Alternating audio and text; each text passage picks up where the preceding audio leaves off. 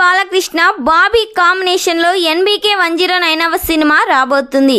ఈ సినిమాను బాబీ చాలా జాగ్రత్తగా డైరెక్ట్ చేస్తున్నాడు. దాదాపుగా ఈ సినిమా ఫస్ట్ షెడ్యూల్ రాజస్థాన్లో కంప్లీట్ చేశారు. ఆల్రెడీ ఈ సినిమా షూటింగ్ 60% కంప్లీట్ చేసుకుంది.